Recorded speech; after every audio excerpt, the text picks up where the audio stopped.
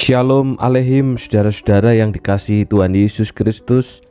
Salam sejahtera buat saudara semua dimanapun saudara berada.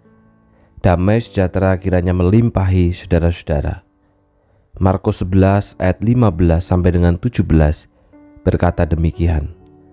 Lalu tibalah Yesus dan murid-muridnya di Yerusalem.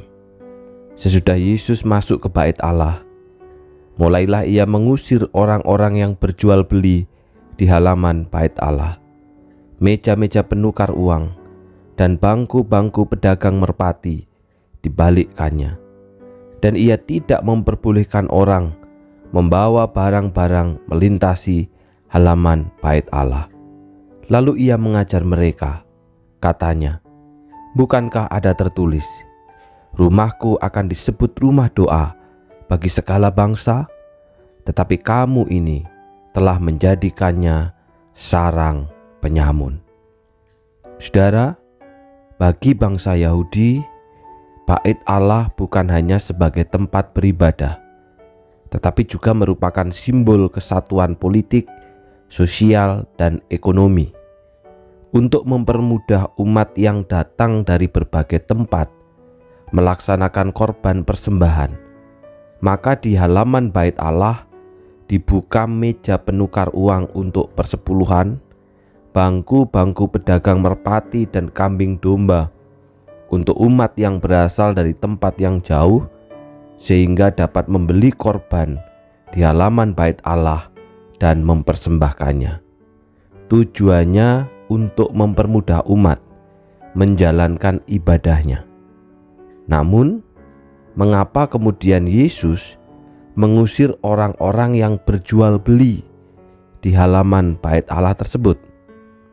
Bukankah hal ini baik supaya orang itu mudah untuk datang, supaya orang itu mudah untuk menjalankan ibadah, sehingga mereka tidak perlu jauh-jauh membawa domba atau merpati? Mereka cukup membawa uang, dan ketika sudah sampai di bait Allah, mereka tinggal membeli binatang tersebut untuk dipersembahkan. Tetapi mengapa kemudian Yesus mengusir orang-orang yang berjual beli ini? Saudaraku, Yesus tidak mempersoalkan meja penukar uang maupun transaksi jual beli untuk korban persembahan. Tetapi yang Yesus persoalkan adalah dalam ayat yang ke-17, rumahku akan disebut rumah doa bagi segala bangsa, tetapi kamu ini telah menjadikannya sarang penyamun. Yesus mengusir orang-orang yang berjualan di halaman bait Allah karena rumahnya dijadikan sarang penyamun. Bukan soal jual belinya, bukan soal jual merpatinya, tetapi karena sudah dijadikan sarang penyamun. Apa artinya, saudara? Maka dalam terjemahan lain dikatakan begini, rumahku akan disebut rumah doa untuk semua bangsa, tetapi kalian sudah menjadikannya tempat persembunyian para pencuri. Nah, ini yang menjadi persoalan. Mengapa kemudian Yesus membongkar balikkan meja-meja penukar uang, meja-meja tempat jual beli dari merpati maupun domba? Karena rumahnya sudah dijadikan sebagai tempat persembunyian para pencuri. Siapa yang dimaksud Yesus dengan pencuri di sini? Saudaraku, menjelang Paskah biasanya banyak orang Yahudi yang berbondong-bondong ke rumah Allah. Namun bait Allah telah menjadi tempat permainan monopoli dari para tokoh agama, yaitu adalah imam-imam. Bagi umat yang sudah membawa korban persembahan, maka hewan korban tersebut seringkali dianggap tidak layak untuk dipersembahkan, sehingga mereka harus membeli binatang yang lain di halaman bait Allah dengan harga yang sangat tinggi.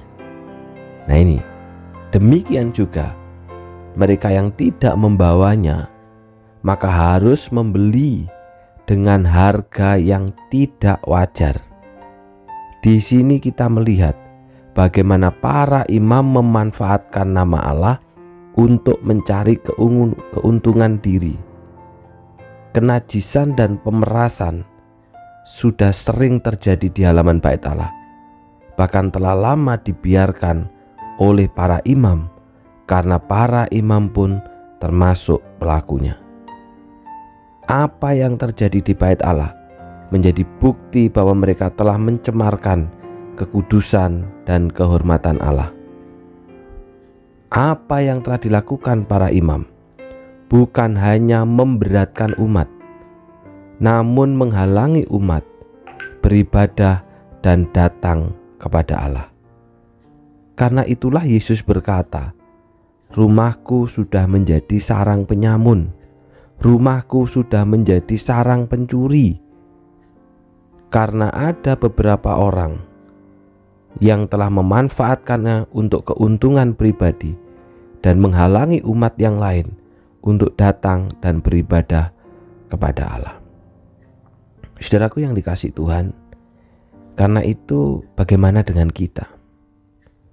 Apakah kita ini menjadi pendorong supaya orang dapat datang beribadah kepada Allah? Atau sebaliknya, kita ini menjadi penghalang orang datang kepada Allah? Karena apa? Karena sikap kita, karena perkataan kita, karena perbuatan kita, karena cara kita di dalam bergaul dan sebagainya, itu membuat orang menjadi penghalang bagi orang untuk datang kepada Allah.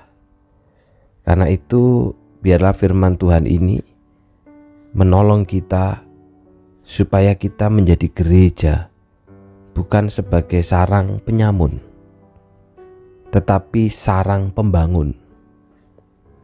Bukan menjadi sarang orang yang menjadi penghalang orang lain datang kepada Allah, menjadi pemberat orang lain datang kepada Allah. Sebaliknya, saling membangun satu dengan yang lain, supaya makin banyak jiwa-jiwa yang datang kepada Allah, yang beribadah, yang berjumpa dengan Allah di dalam firman-Nya. Mari kita berdoa. Bapa yang di surga, kami bersyukur firman-Mu hari ini mengingatkan kepada kami bagaimana pengalaman rumah Allah pada masa itu menjadi sarang penyamun, menjadi sarang pencuri, oleh karena kepentingan-kepentingan manusia telah menghalangi umat yang lain untuk datang beribadah kepada Allah. Karena itu tolonglah kami Bapa, supaya kami bukan menjadi sarang penyamun, tetapi sarang pembangun, saling membangun satu dengan yang lain, saling mendorong satu dengan yang lain, supaya makin setia kepada Allah, supaya beribadah kepada Allah, supaya berjumpa dengan Allah di dalam firman-Nya.